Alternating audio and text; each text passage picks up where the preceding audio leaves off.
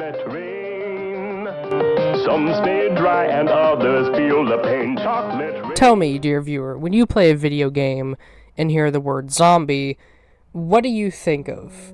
Do you think of, say, Half-Life 2, for example, or Minecraft, where a zombie is just one of many types of enemies? Or are they like the common infected and headcrab zombies, where they're just kind of there, so you have something to shoot? Do you think of things like Project Zomboid, The Last of Us, maybe DayZ, where the zombies are a very pivotal character and enemy, the whole game revolving around them? Do you think of maybe Dying Light, or Killing Floor, or Left 4 Dead again, where there's mutated versions that act completely different than the rest and spice up the gameplay? However, there is something I would like to talk about that I feel like gets treated poorly in games.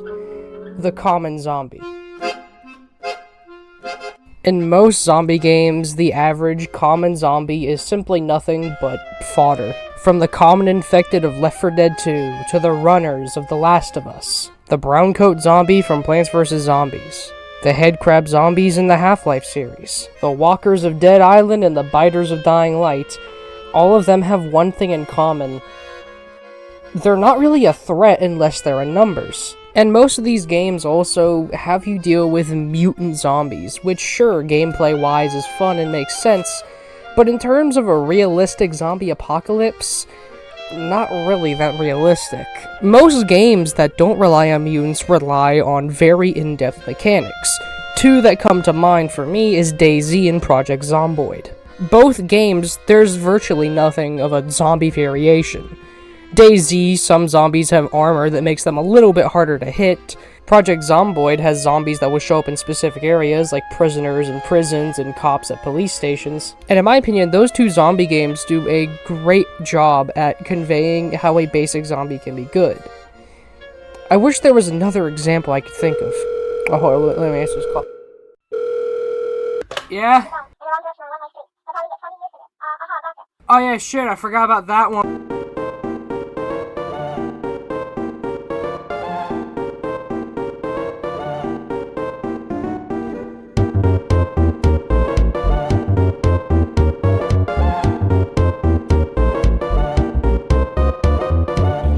Okay, so y'all have guns? Now's the time to use them. Look outside! Look fucking outside! Look oh shit!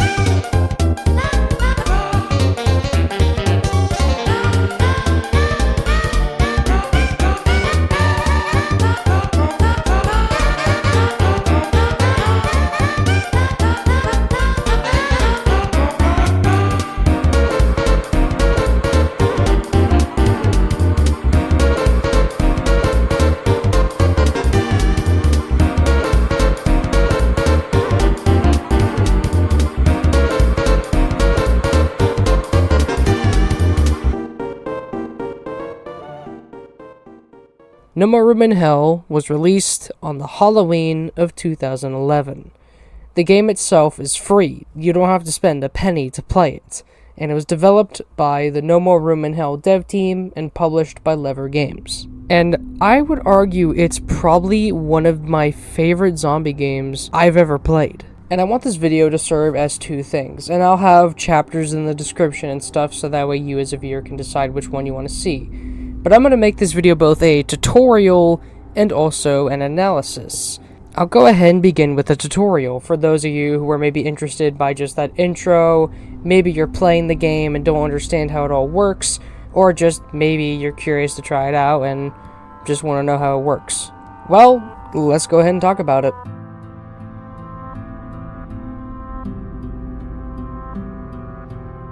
The game's main threat is, well, zombies.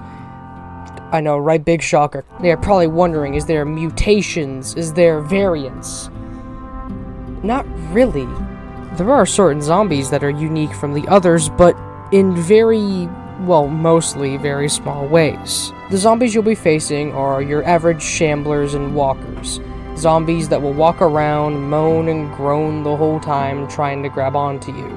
And then you have runners, zombies that are much faster, much more dangerous, and much more of a threat. Their speed letting them just bolt through the hordes and reach you faster. I think we need a welder. No, we don't. Oh, shit!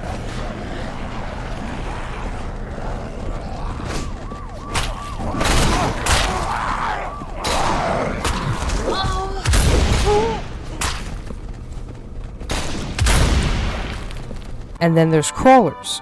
Crawlers can blend in with the hordes at a quick glance and can always catch you off guard when you don't spot them. Now I want you to notice something that this game does that most other zombie games don't really do.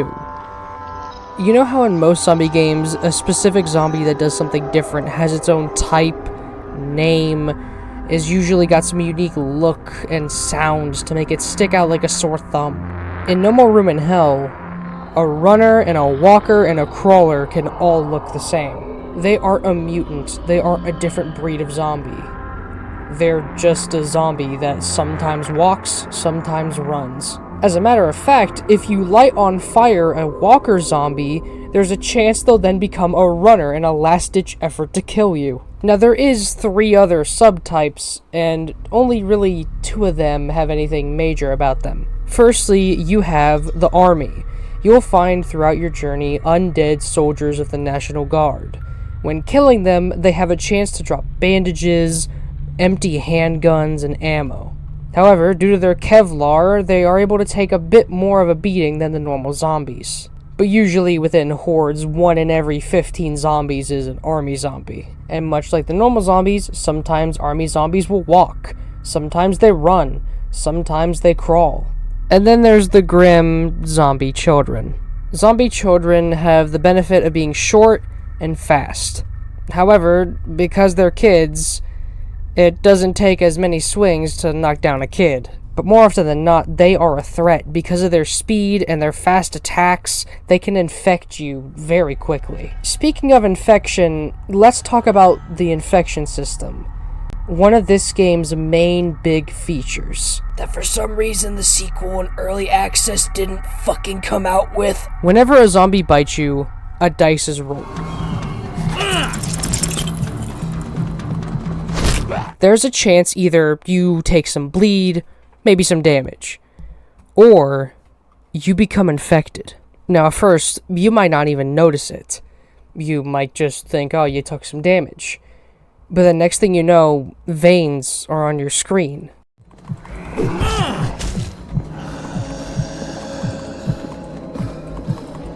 And then this weird ambience begins to play.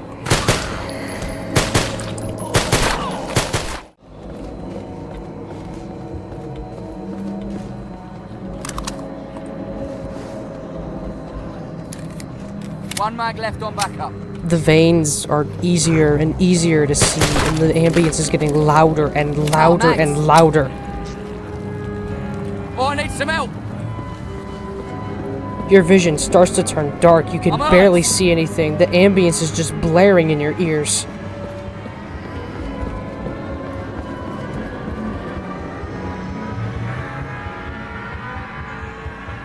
And then finally, you turn. You keel over, and then you respawn. And you think, oh, okay, whatever. But this then leads to a 4th type of zombie that I didn't mention. Survivor zombies. Survivor zombies will always be a runner. And sure, it might not sound that big of a deal, but runners are quite the threat. And usually runners are what get people infected. By the way, here's a fun fact. Every Survivor model has a zombie variation. So if you're playing as a character, you will see them come back to life as that same character. They don't just become a zombie that you would see in a normal crowd. No, you can tell when they get back up, that was one of your teammates, or used to be. But anyway, back on the infection, there are 2 ways to counter this. Throughout the game, you can find 2 items, one of which being much more rare.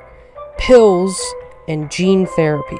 Pills will go ahead and temporarily stop the infection. It will sadly come back eventually, so unless you have a stable supply of pills, you're not going to be able to fully stop the infection. Oh, let's use the water? No, okay, just, oh shit, oh, I'm infected, oh. Pill time! Perk 38. However, if you are very, very lucky, you could find gene therapy. Gene therapy are syringes that, when injected, will completely cure you of the virus. Judging by the name, it's presumably doing something to your own genes to stop the virus. However, these things are exceedingly rare, and if you find one, it's best to hold on to one and only use it for desperate measures. And if you're infected, and say you don't have pills or gene therapy, and push comes to shove, as long as you got a single bullet in your gun, you can kill yourself.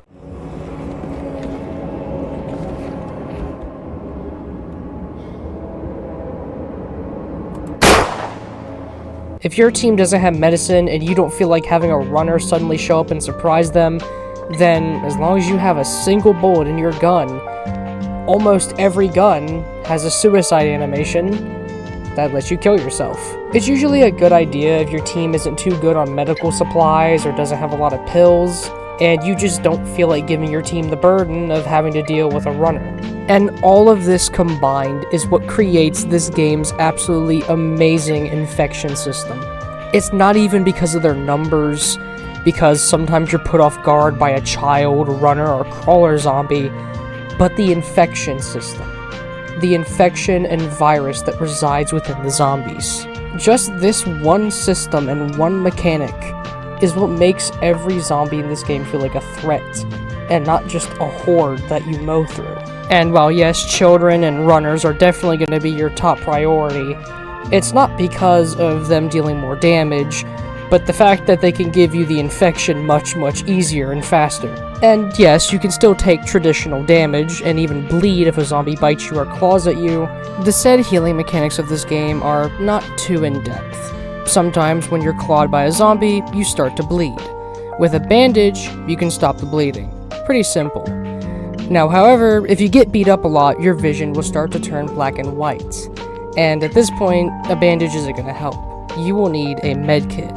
And the medkit has this really cool animation of your character basically doing surgery on themselves to stitch their wounds. But you have respawn tokens. Respawn tokens as a mechanic are what you get if you kill a lot of zombies. You see, if everyone dies, it's considered game over. When you don't have respawn tokens, a respawn takes 30 seconds, and a lot can happen in just 30 seconds. But as long as you have at least just one respawn token, your spawn time will be reduced to around 5 seconds. And then thus, this kind of creates a sort of dilemma you have to put yourself in here. You want to kill zombies to get respawn tokens, so in the event that you die, you can be there for your team, but attacking zombies risks you getting infected or killed. This then leads us to, well, the combat that gets you these tokens in the first place. Man, aren't these transitions real smooth?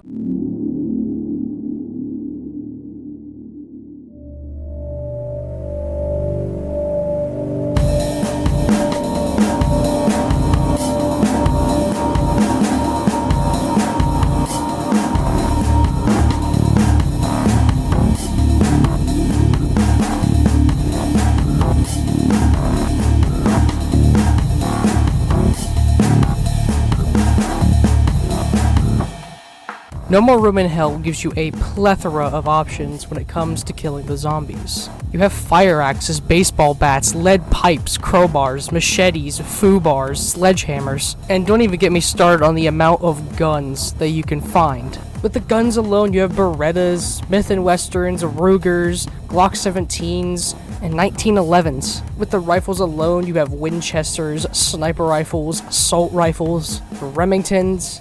But then here comes the major drawback with guns and their primary purposeful flaw. Ammo in this game is a bitch to find. The most common ammo you'll find is 9mm, which, although common, is weak and even takes 2 headshots to kill a zombie. And so throughout your journey, you might have, say, a shotgun. But for a long time, you might not find any 12 gauge and just find 308 lying around. But then this is where the teamwork aspect comes in. Your teammates might need 308s, and maybe they have some 12 gauge that they aren't using. And this leads to the game's main ammo system and just how in-depth and insane it is. Most guns, although not all of them, have their own unique ammunition. Rugers only take .22 LR, most sniper rifles only take 308, the Smith & Wesson and Winchester will take 357, the Colt and SMG will take 45, every shotgun uses 12 gauge, the M16 is the only gun that will take 5.56, and the bow is the only gun that has any use with the arrow ammunition. Because of the fact that the guns all use completely different ammo, it encourages you and your team to work together to help each other find ammo for your guns. Because trust me, ammo, although scarce, is very useful. And because of its scarcity also, it's best to save ammo for very, very dire situations, like extremely large hordes, runners, infected teammates, and overall just to conserve it for your plan B. If you're ever curious, by the way, how much ammo you have in your gun before you need to reload, you can hold down the R button and your character will look inside the gun, and if you have the settings enabled, will even audibly yell out to both you and his teammates how many bullets he has left. Now, say you don't have ammo or a gun, this is where the melee combat comes in. And it's clunky, but the kind of clunky I think is alright. You see, if a zombie gets too close to you, they grab you. But not only with melees, but with guns, you can shove zombies back. And because of this, melee has a sort of pattern you need to do. A good rule of thumb is to shove, then to hit the zombie. Whenever you shove a zombie, it temporarily leaves them defenseless, giving you the opportunity to go in for a whack. Also, after a little bit of testing, and do feel free to correct me in the comments section if I'm wrong, but you can push a zombie as you're mid-swing. So if a zombie is about to grab you and you realize it mid-swing, it's not too late. You can still shove them back in order to prevent yourself from getting bit. Also, if you hold down the attack button, you charge up your attack. But once you let go and do that heavy attack, you'll lose a lot more stamina than if you just normally swung. And, well, stamina is a very important mechanic in this game. Your stamina is consumed whenever you push a zombie, whenever you swing a weapon, whenever you jump, whenever you sprint across an area. Running low on stamina causes you to become a lot slower, leaving you much more out in the open for an attack. And a way to balance this is to handle your weight. You see, weapons, even ammo and tools cost up weight. You can see this through your inventory. The more full the circle is and the less empty space, the faster your stamina is going to drain. A good rule of thumb is to only carry one melee, one gun, maybe not even a gun if your melee is super heavy, like say the foo bar, and maybe a flashlight or a med kit or bandage. And because of this weight system and also the scarcity of ammunition, you might find yourself just tossing weapons because you don't want them or because they're too much weight, and then your teammate might find use out of it. For example, you might drop a Glock 17 because you don't have pistol ammo, but your teammate has some in their inventory, so they go ahead and take the pistol that you've now discarded. Or if your teammate's armed with, say, a kitchen knife and they see you drop a sledgehammer, they might take that sledgehammer because a kitchen knife is a pretty shitty weapon. There's also explosives in this game. You have grenades, TNT, and Molotovs. Grenades are best served for holdout areas or for giant hordes. You also have tools. Most of them are for objectives, but some of them have other uses. Two of them that come to mind when you do objectives is the fire extinguisher and the welder. The fire extinguisher is often used in objective maps to go ahead and clean out areas that have a flame blocking the way ahead. The most common tool you'll find on objective maps is the welder. The welder is used to open up locks, open up some doorways, and on some maps even open up secret military crates that have weapons in them. You have a barricade hammer, which can be used to barricade doorways, and this is only really useful for survival mode and holdout sections and pretty much nothing else. And then sometimes you'll be able to find flashlights. Flashlights are kind of rare and usually not everybody can get one.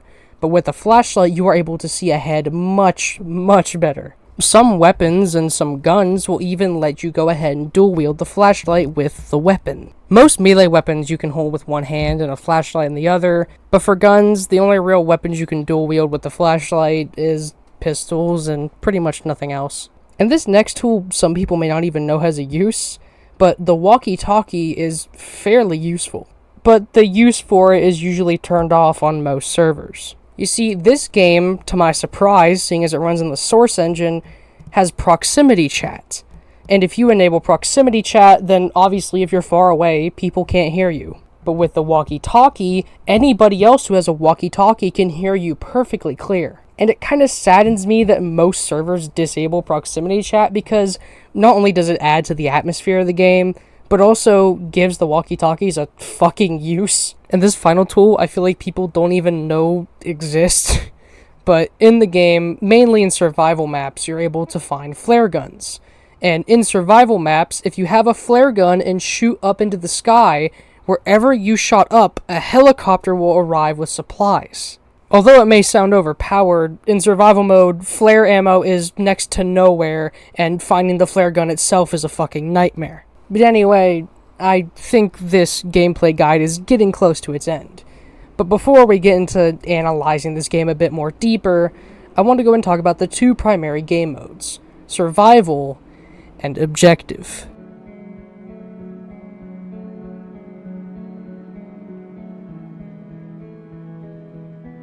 No More Room in Hell has two primary game modes, objective and survival. Survival mode is the least popular and also has the least amount of maps, but in my opinion, I think they are both equally good. But let's talk about the most common and most popular, objective. Objective maps, well, it's kind of in the title. They have a goal, and you have to get it done. But usually this consists of doing various tasks. For example, you might start out in an apartment, and you're trying to get out of the city. Well, now you gotta go through the city, find a welder to open up the gate, and as you're exploring the streets, maybe you have to cut through a supermarket. But oh no, you need to find a code in order to get out of the supermarket. So, you go ahead, explore, and one of your teammates finds the code. Alright, cool. Well, now we gotta go into the sewers, and in the sewers, you need to find a valve to open a gate. So you go through the sewers, find the valve. I think you get my point here. Objective maps consist of various tasks that you have to do that usually involves in either escaping a place or getting rescue. Objective mode could honestly be played in solo, but trust me, you're not going to have a fun time. Although objective mode is good, the official servers, like the ones made by the devs to run the game, have one fatal flaw that I really hate. You see, if everyone dies, everyone dies without a respawn token, or you fail to rescue everyone who isn't alive, you lose, and then you have to redo the map from the beginning. Oh, not blood. Luke. You gotta be shitting me. Shit, at least I made it. Please tell me that we can rock the boat or something on here. Oh, yeah.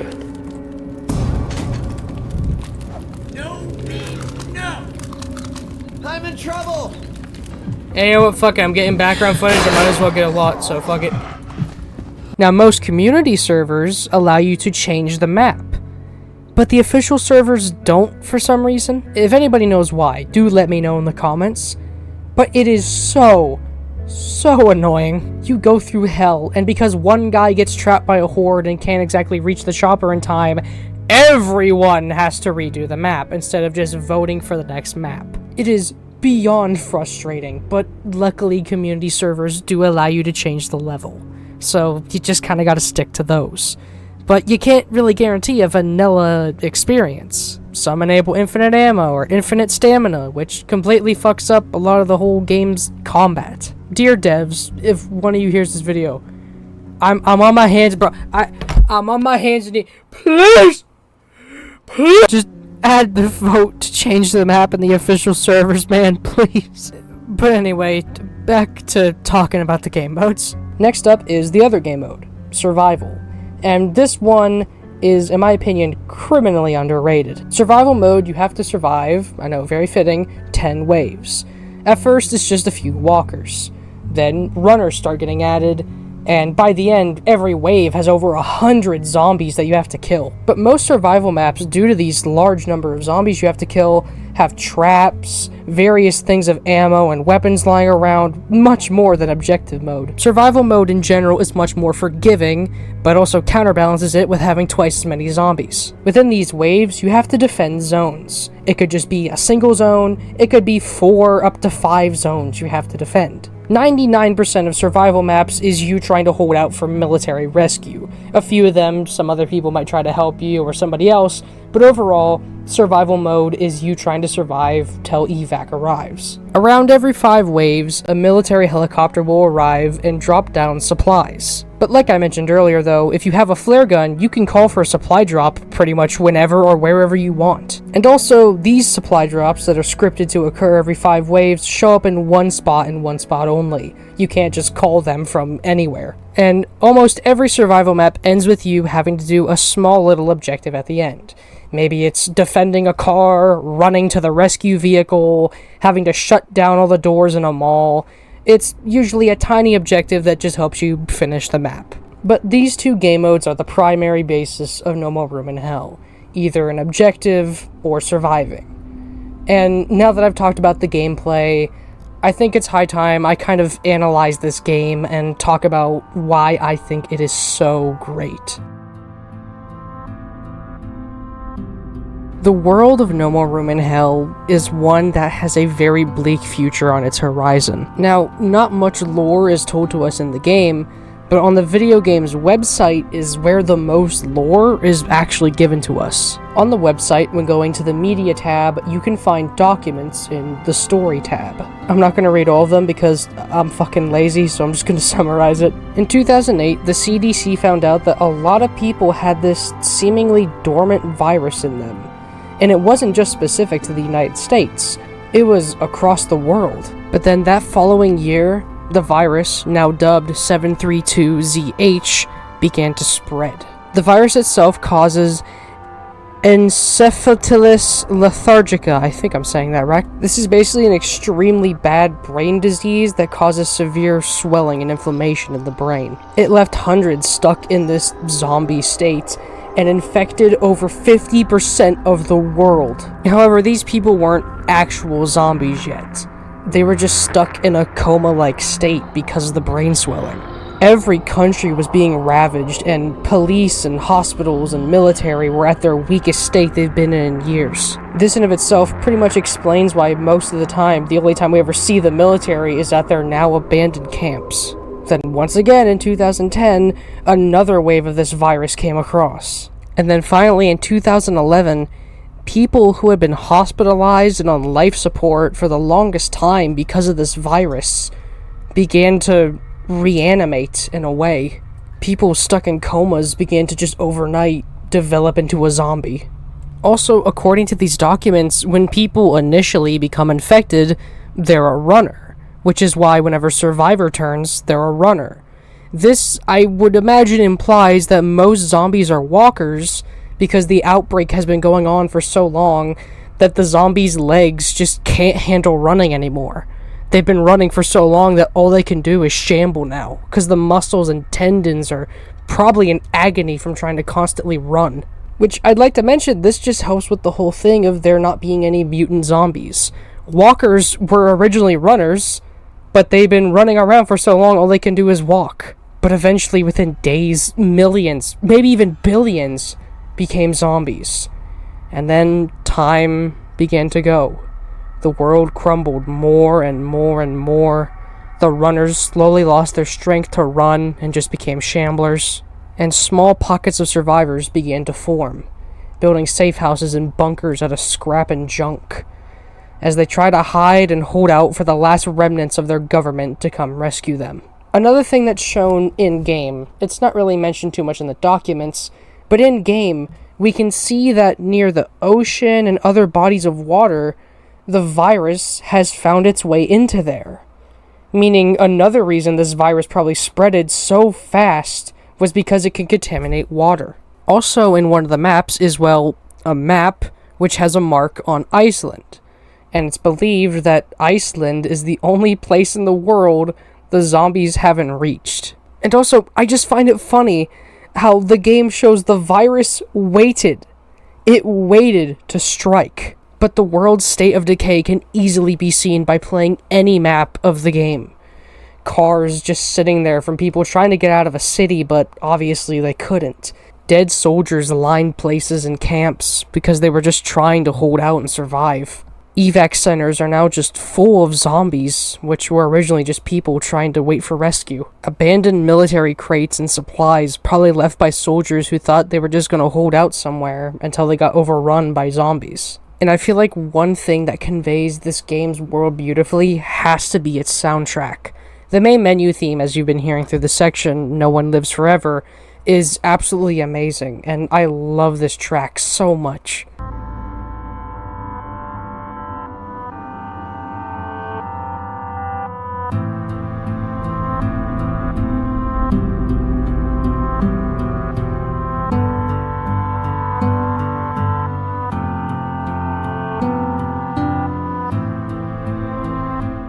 Or say the loading screen music, which gives off this vibe of a sort of calm before the storm.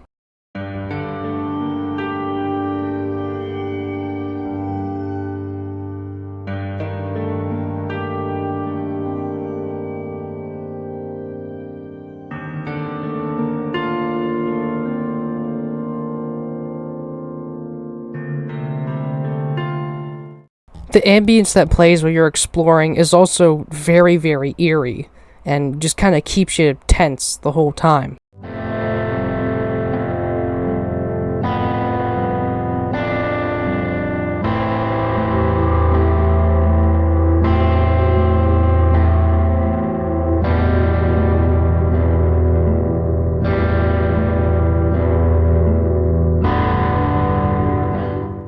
And then inevitably, whenever there's a large horde, or you have to hold out for rescue, then the soundtrack ramps itself up.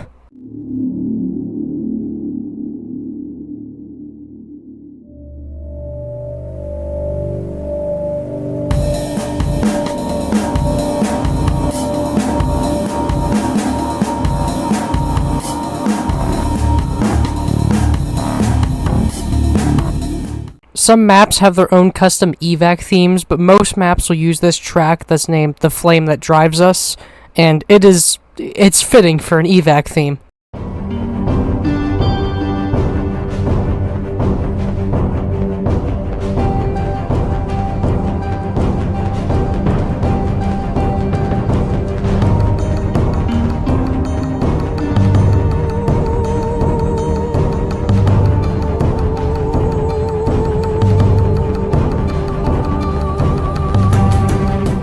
But combined with the music, the gameplay, the atmosphere of the maps, and the lore that we're aware of, this game conveys a world that is truly on its last legs. The government is doing what they can to rescue small pockets of survivors, but the world is fucked. Sure, they have a cure with gene therapy and they have meds to suppress the infection, but can that really stop an outbreak on this scale? And the survivors themselves, I haven't even mentioned them.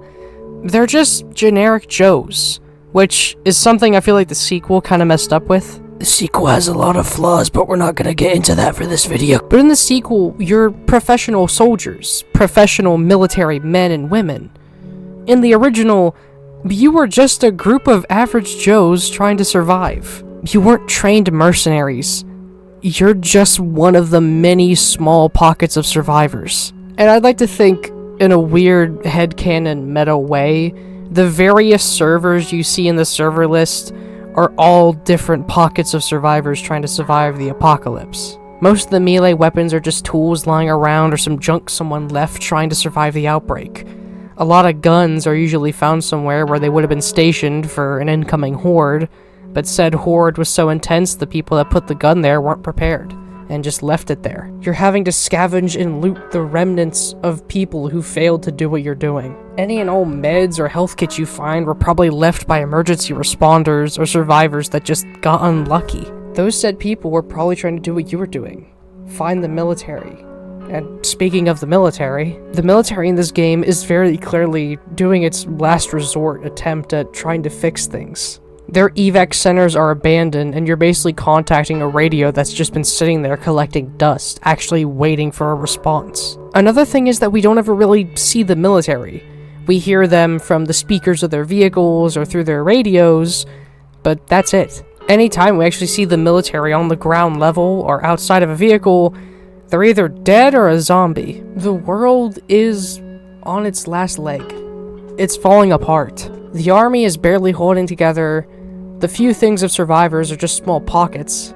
And for probably every one survivor, there's at least 50 zombies. And this is what makes the teamwork in the game feel so much more impactful. You and the other people you play with are just a group of survivors trying to get by. And the teamwork in this game is what makes it no more room in hell. You may be thrown hordes of zombies, but you and your team are here to survive and to work together. And well, if I'm talking about a team-based game, I might as well talk about the community. And in my opinion, there's the bad eggs, but trust me, this community is beyond calm.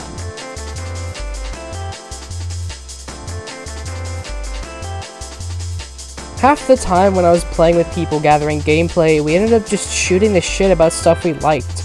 Analog horror, talking about why we thought the sequel was kinda shit. And I mean, we would go on and on and on for the longest time, to the point where sometimes I forget I'm playing a zombie game and get grabbed by a zombie. What the fuck? That was a really good impression. Fucking terrifyingly accurate. Holy shit! Oh my god! Guys, I found a Beretta! They don't call her Sandy Cheeks for nothing! Oh my god.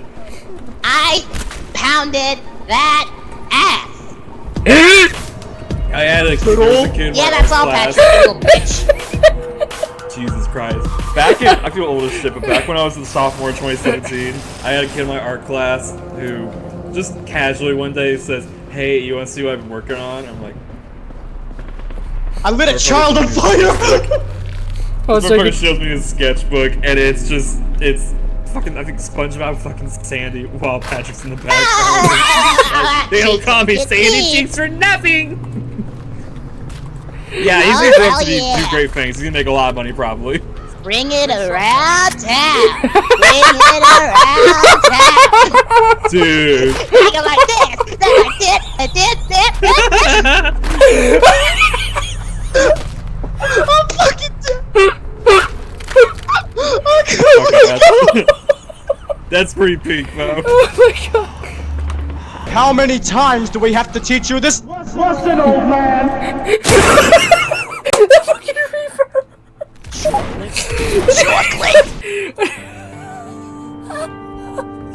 The fucking echo. Oh. I'll make it, I think. I immediately My head hit the curb! I immediately cut to you. You know what I wish? Thank you, Clem. You were the most considerate. She's just prepared to kill me. What do you wish? I wish No More Room in Hell 2 was actually a good game. Same. I wish No Room in Hell 2 was just this with better graphics and better engine. The community is laid back and calm. Although sure, there is those people that like to put on the Patrick Bateman skin and decide to speedrun the map and then yell at us when we couldn't catch up because we were still 2 miles back. You'd encounter one of those for every like 60 games, in my opinion. I never really had that when getting gameplay. Actually, more often than not, we'd have to backtrack to try to help teammates who got lost or didn't know where to go. This game's community is calm. And to some video games, that's a little hard to get. People playing No More Room in Hell are just here to have fun. To play a zombie game set in a fucked world and trying to solve objectives or hold out in a house. When going to get gameplay, I didn't really encounter any sort of toxic player. And not to mention, this game has workshop support, where people can create fan-made maps. And yes, they do vary in quality. Some maps were very clearly somebody's first time making a map and kinda sucked, and others were from very experienced map creators. As a matter of fact, in the most recent update, a community map was added named Shoreline. And Shoreline is easily in there in my top 5 favorite maps from No More Room in Hell. Nothing will beat Boardwalk though, I fucking love Boardwalk. But even to this date, when going on the workshop, there is still new community maps. People are still making maps for this game that is over 10 years old. And in one of the more recent updates, they added something called mutators. Mutators allow you to do things like infinite ammo, infinite stamina, one-hit zombies. And because these people have created things like military zombies that shoot you, or pills and syringes that give you a stamina boost. This game is great not only just because of its great atmosphere, its great gameplay and combat, but also its amazingly calm community. And just so you know, this amazing gameplay, with this beautiful atmosphere, wonderful combat, an amazing infection system that actually makes the zombies feel like a threat, and amazing workshop add-ons that have some of the most talented people in there ever, is for free. This game does not cost you a penny. The devs made this game and didn't charge us anything. They put all this effort and talent into it and sell it for free. As a matter of fact, its development was a hell because of the fact that it was being made for free, and most of the devs early on didn't want to make something and not get paid for it. And it went from project lead to project lead to project lead, having different people work on the thing throughout time. But eventually, we ended up with the game that we have now. And I'm glad we do. And it really sucks the sequel not only is it early access and costs money, but is overall worse and is not at all like No More Room in Hell 1. They are only now adding the infection system. This game has been out for a good bit now, and No More Room in Hell 2 is only now adding its infection system. They also got rid of the National Guard zombies and the children zombies, which not only gameplay-wise had a purpose, but story-wise conveyed how fucked the world was. Instead, the other zombie variation is a zombie that looks bloodier than the rest. Yeah, real creative. No More Room in Hell 2 just feels like a different zombie game with the No More Room in Hell title slapped on. So, if you want an actual good zombie game, then it's right there on Steam for free. I've said it before, and I'll say it again. I make these videos not necessarily out of money, although money is a bonus, but I make it so people can understand or learn something that they might have not known before. And I hope this video does that with No More Room in Hell. I love this game, and I'd love to see more people play it. I hope my video not only served as a good gameplay guide, but a fairly okay analysis. If all of this sounds interesting to you, what are you waiting for? It's free. No More Room in Hell is a free-to-play masterpiece. I've been working on a cocktail called Grounds for Divorce.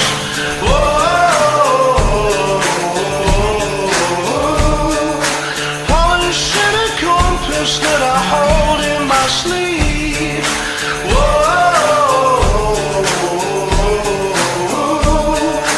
Down comes it on sticks, but then he kicks like a horse.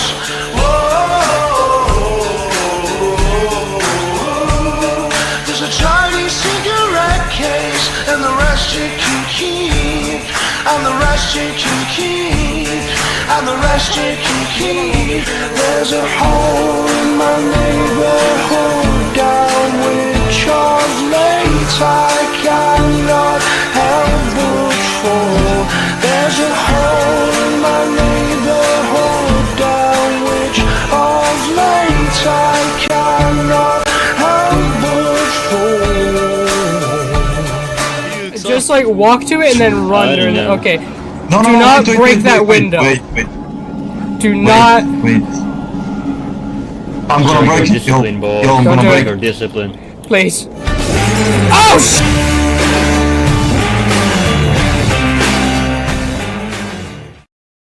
Hey y'all, I just want to mention, when recording, there were lots of funny and goofy moments I got when trying to get gameplay, and I wanted to put this as a compilation at the end of the video, but I had way too much footage. So, in the description is a link to a montage of just random goofy gameplay and stuff that happened when I was trying to get some background footage, so check that out if you'd like. The people I played with were nice and calm and chill, and if any of them are actually watching this, just know you make this community as wholesome and as chill as it is. Anyway, take care.